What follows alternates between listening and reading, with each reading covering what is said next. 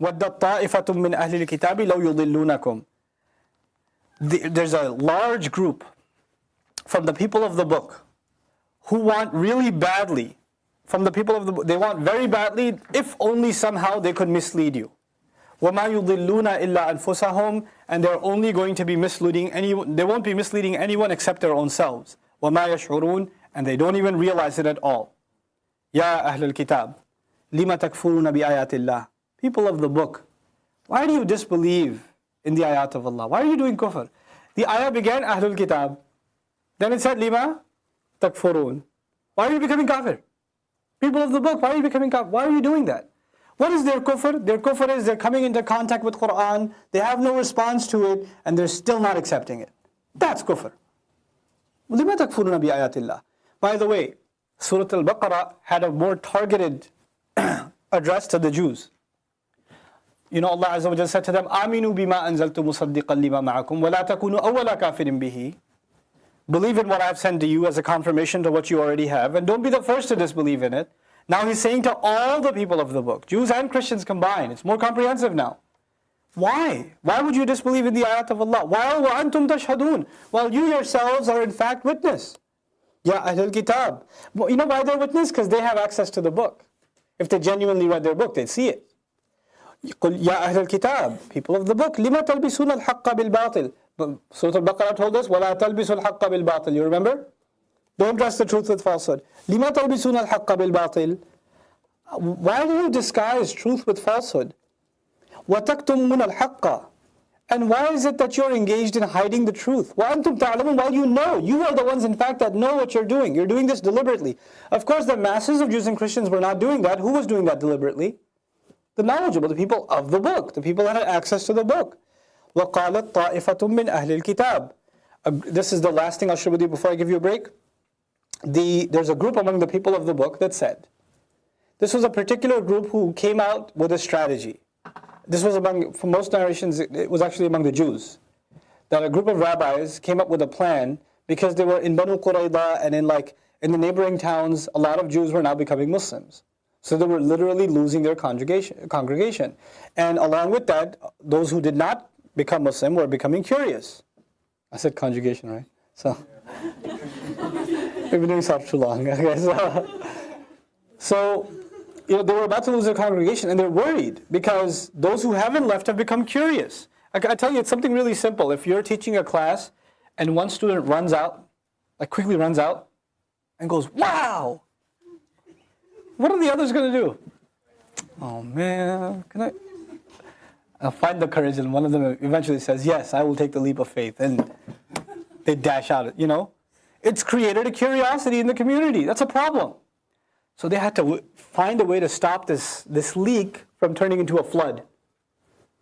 So the plan was, we're going to send some of our, bright leaders, young rabbis, to spend a day with the Prophet.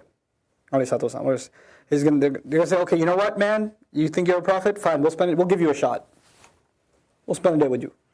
They'll spend a day with him, and at the end of the day, the plan will be come out at the end of the day and say, look, we spent an entire day with him because you guys were so impressed, so we decided we should give it a fair shot too. Nothing much there, really. I mean, it's not a confirmation of what we have in our book. So I don't know what you guys are so worked up about. We need to come back to our faith. But hopefully, the idea would be if these are rabbis. So these Muslims who were Jews have become Muslim, or who were Christians who become Muslim, these are people that have had khutbahs, sermons, halaqat, lectures, religious education and instruction from these leaders for years.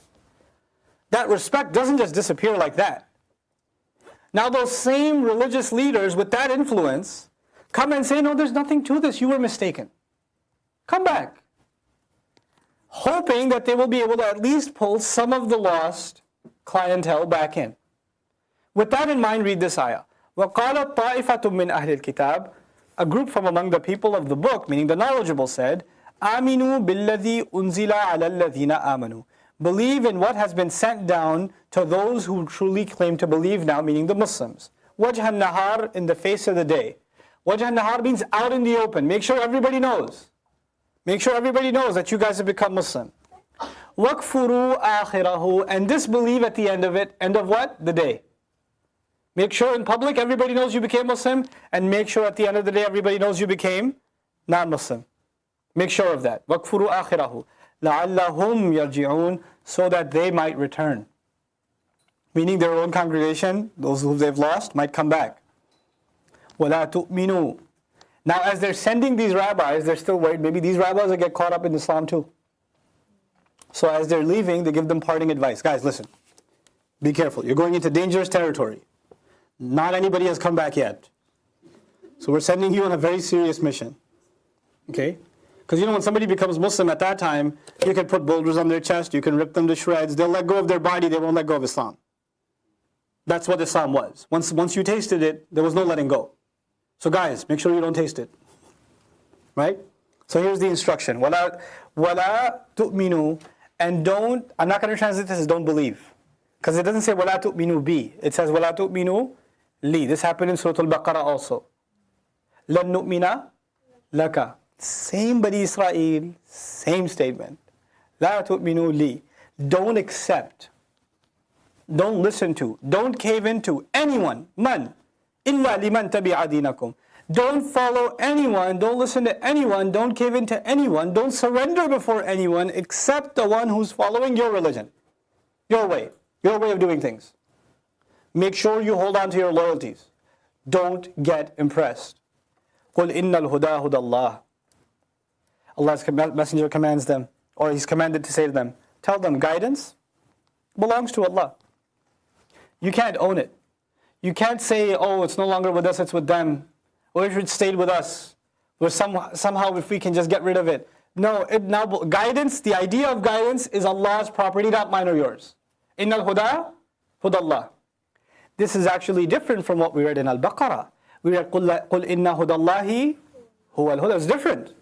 Different context, different statement. You could think it's the same thing. إِنَّ الْهُدَى هُدَى اللَّهِ إِنَّ هُدَى اللَّهِ هُوَ الْهُدَى. They're two different things. There Allah Azza wa Jal was talking to the Messenger sallallahu alayhi wasallam, and the Messenger was being told, look, if you follow them, if you give in to their temptations and even compromise a little bit, you will have no helper. Who will have no helper? The Messenger himself. The Messenger is being told, in that case, إِنَّ هُدَى اللَّهِ هُوَ الْهُدَى. Allah's guidance is the only guidance. Don't look for guidance anywhere else. That's what he's being told in Baqarah. Here the Jews are being told, the Messenger is telling them, say guidance altogether. Guidance itself is not my property, it's Allah's property. It's a different subject. It's Allah's property. أَنْ يُؤْتَى أَحَدٌ مِثْلَ مَا أُوتِيكُمْ. That any, and because it's Allah's property, is it the case that you're saying, and this is a continuation of وَلَا تُؤْمِنُوا إِلَّا لِمَنْ تَبِعَ دِينَكُمْ, and it's like that. So there's an interjection in between, and it goes back to the same speech. So don't accept the religion of anyone, don't believe or cave into anyone except the one who follows your own way. That it be the case that they are given, that he's been given, as an individual has been given, the likes of what you were given. Just because of that, just because you see that he's been given something like what you have, that's not enough. Don't get impressed. أَوْ يُحَاجُّوكُمْ عِنْدَ رَبِّكُمْ. Or he'll be able to make a case against you with your master. Don't listen to him. And that shouldn't be enough. Don't let those things scare you. Hold on to your ground. قُلْ إِنَّ الْفَضْلَ بِيَدِ اللَّهِ. Tell them favor, preference belongs to Allah. You know why that was important to mention? Allah Azza wa Jal mentioned before about Bani Israel, أَنِّي فَضَّلْتُكُمْ عَلَى الْعَالَمِينَ. I gave you preference over all nations. What was the preference? I kept sending you messengers, kept sending you books, kept sending you revelation, kept sending you my personal decrees. Now that favor has gone to somebody else. They say, no, this is our favor. Why is it going to somebody else? Allah says, it ain't your favor. أَنَّ الْفَضْلَ بِيَدِ اللَّهِ. It's in Allah's hand. يُؤْتِيهِ مَنْ يَشَاءُ. He gives it to whoever He wants. وَاللَّهُ وَاسِعٌ عَلِيمٌ. And Allah is all-encompassing, all-knowing. He encompasses everyone, all of humanity. يَخْتَصُّ بِرَحْمَتِهِ مَنْ يَشَاءُ. He picks exclusively. Al-ikhtisas. اختص يختص اختصاصا. Right? It's muda'af here. He picks exclusively, by His mercy, whoever He wants. He selects and makes singles out whoever He wants. وَاللَّهُ ذُو الْفَضْلِ الْعَظِيمِ. And Allah is the owner of the ultimate favor. And that's some imply the ultimate favor here is the Qur'an. The Qur'an is the ultimate favor here. وَمِنْ أَهْلِ الْكِتَابِ. Now, this is very harsh discourse so far. So we're learning a really important lesson. Even if you disagree with someone very, very strongly, you cannot allow that to make you judge their character. A disagreement in ideas, a disagreement in belief, a disagreement in faith is different. A judgment call about someone's character is something else. You can't do that. And Allah says you shouldn't make sweeping comments about Jews and Christians. They're not all the same. وَمِنْ أَهْلِ الْكِتَابِ, even among the people of the book, مَنْ إِنْ تَأْمَنْهُ بِقِنْطَارٍ, there's someone, if you were to trust him with a qintar. This surah began, وَالْقَنَاطِيرِ الْمُقَنْطَرَةِ, piled up hoards.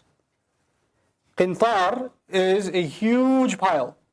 Like you went to his house with a wheelbarrow full of gold coins, and you said, can I trust you with these?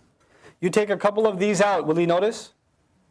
No, he won't notice. Allah says, if you were to trust him with a pile, يُؤَدِّهِ إِلَيْكَ, he will give it to you back completely. He'll return it to you, absolutely. أَدَّى يُؤَدِّي تَأْدِيَ, another word for giving back in full, to return in full. وَمِنْهُمْ, and even among them there are those, مَنْ إِنْ تَأْمَنْهُ بِدِينَارٍ, if you were to trust him with a quarter, with a penny, with a nickel, dinar, a buck, that's dinar. If you trusted him with a buck, لَا يُؤَدِّهِ إِلَيْكَ, he won't give it back to you. What you talking about, dollar? إِلَّا مَا دُمْتَ عَلَيْهِ قَائِمًا, except if you file a lawsuit against him. Except you serve him legal papers. Except if you remain standing over him. دُمْتَ عَلَيْهِ, remained over him, standing. Specifically over him. Hey, where's my money? Hey, my dollar. Pay me back. Pay me back. Pay me back. You have to stay on him. You have two kinds of people. Both within the people of the book. Don't make judgments. Don't make stereotypes. You got both kinds. But why the second kind? Why will they be the kind that will say, we don't have to pay you back? ذَلِكَ بِأَنَّهُمْ قَالُوا, that's because they said, لَيْسَ عَلَيْنَا فِي الْأُمِّيِّينَ سَبِيلٌ. Sabilun is the ism of laysa. There's no case that can be made against us when it comes to the Gentiles, the unlettered in particular. But you can apply from this Gentiles.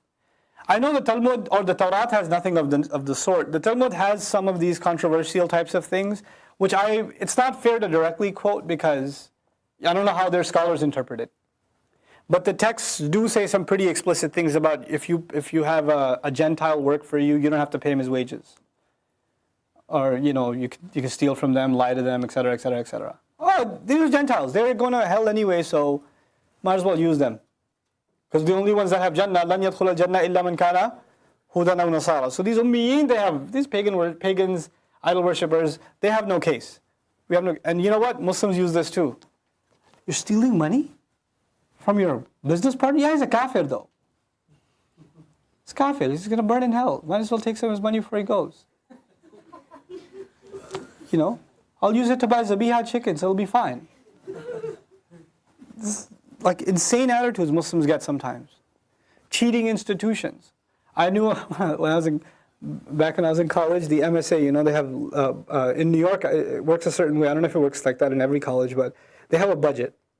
MSAs have budgets, right? And you're supposed to exhaust your budget. Because if you don't exhaust your budget, you'll get less money next year. Okay? So they have to order food. And usually in New York, we order food from like the chicken guy on the street or like some guy who's got like a hole in the wall shop. And he's never heard of what a receipt. He doesn't know what that is, right? So you'd be lucky if the FDA knows about him. That's right. So they'll make receipts and they'll inflate the price on the receipt so they get more money back than they actually paid for the food. I said, what are you guys doing? He goes, well, this is a kafir institution. We're trying to do the work of Islam. We need to take from. I was like, whoa, what? Where did you get this from? When did you get this twisted in your head that Allah allows for stealing for Islamic work? How much barakah will be in that? It's that how demented Muslim psyche can become, like how disconnected. For some reason, there's been a divorce between basic ethics and Islamic law in the minds of Muslims. There never was a divorce originally. They were never separate from each other. But nowadays, Muslims can be very fiqhi at the same time and completely unethical at the same time. Completely unethical. It doesn't take a faqih to know that's wrong. Your conscience should tell you that. You're stealing, you're lying, you're stealing. You're writing something that's not the truth. It's a case against you. That's not enough for you? No, but they're kuffar, they're this, there's this hashia of this text, and this scholar said this, and therefore we can interpret it in a way that lets us steal. Right? So you go around in circles to get to your conclusion. How is that different from Bani Israel? How? I don't understand. Why? What's the point of all of this warning if we're going to go down the same road? Same exact road, not even like a little bit off. Take the same turns, same left turn. Take a right turn for a change. So وَمِنْ أَهْلِ الْكِتَابِ مَنْ إِنْ تَأْمَنْهُ بِقِنْطَارٍ يُؤَدِّهِ إِلَيْكَ وَمِنْهُمْ مَنْ إِنْ تَأْمَنْهُ بِدِينَارٍ لَا يُؤَدِّهِ إِلَيْكَ إِلَّا مَا دُمْتَ عَلَيْهِ قَائِمًا ذَلِكَ بِأَنَّهُمْ قَالُوا لَيْسَ عَلَيْنَا فِي الْأُمِّيِّينَ سَبِيلٌ وَيَقُولُونَ عَلَى اللَّهِ الْكَذِبَ. And they are attributing a lie against Allah. They're speaking a lie not just against their religion, not just against what the truth of the book is. This is considered a lie against Allah Himself. وَهُمْ يَعْلَمُونَ. And they in fact know that that's a lie against Allah. بَلَا مَنْ أَوْفَى بِعَهْدِهِ. No, rather, in fact, instead, the one who fulfilled his promise. There are some places in the Quran that summarize the message of the entire religion in a couple of words. Beginning of Surah Al-Ma'idah is like that. يَا أَيُّهَا الَّذِينَ آمَنُوا أَوْفُوا بِالْعُقُودِ. Those few words capture the entire religion of Islam. There's no detail left. There's no detail left out of that phrase. أَوْفُوا بِالْعُقُودِ. Fulfill agreements. Fulfill binding agreements. We have a binding agreement between Allah and the Messenger. With Allah, a binding agreement with the Messenger, a binding agreement between husband and wife, a binding agreement at work, as citizens, as neighbors. All of it's captured in one statement. Fulfill binding agreements. That's all you got to do. SubhanAllah. This is a similar comprehensive statement. أَوْفَى بِعَهْدِهِ. Whoever fulfilled his promise. Which promise? Did Allah specify which promise? No. What does that imply then? All promises. If he gets into an agreement, he fulfills it. That's it. He gave his word, he has to keep his word. That's it. وَاتَّقَى. And he continued to fear Allah. What drives him to fulfill his promise? He doesn't, to break your promise will get you in trouble with the one you made a promise to. But more importantly, it will get you in trouble with Allah Azza wa Jal. He protected himself from making Allah unhappy. فَإِنَّ اللَّهَ يُحِبُّ الْمُتَّقِينَ. Then certainly Allah, in fact, He loves the people of taqwa. The people of taqwa in this ayah are described as people who keep their promises. Ayatul Bir did that for us too. وَالْمُوفُونَ بِعَهْدِهِمْ إِذَا عَاهَدُوا أُولَٰئِكَ هُمُ الْمُتَّقُونَ. The ayah ended. They fulfill their promises if and when they make them. Those are the actual people of taqwa. We have to get out of the mode of thinking about taqwa as something physical. You look like you have taqwa. You have to look a certain way. You have to look upset, disheveled. You have to look like everybody else is wrong. Guys, muttaqiyun. Or you have to look, the other version of muttaqi is your shoulders are always down, and you always sound like, you're going to get shot if you raise your voice. Like, how are you doing? How's that best? What'd you say? That's not humility. Be normal. You don't have to do that. You don't have to look like, you're depressed to have taqwa. You have to lower your eyes, not your neck. We have a confidence as Muslims. Then there's humility. Humility is in how we deal with people, but this is fake humility. This is fake humility. That's not humility. Don't confuse it with that. And then on the other extreme is self-righteousness. Every chance you get, brother, by the way, that's not the sunnah. Let me tell you what it is. By the way, you are clearly wrong. And let me tell you, alhamdulillah, I'm here to save your Islam. So let me tell you, it's like completely self-righteous, these two extremes.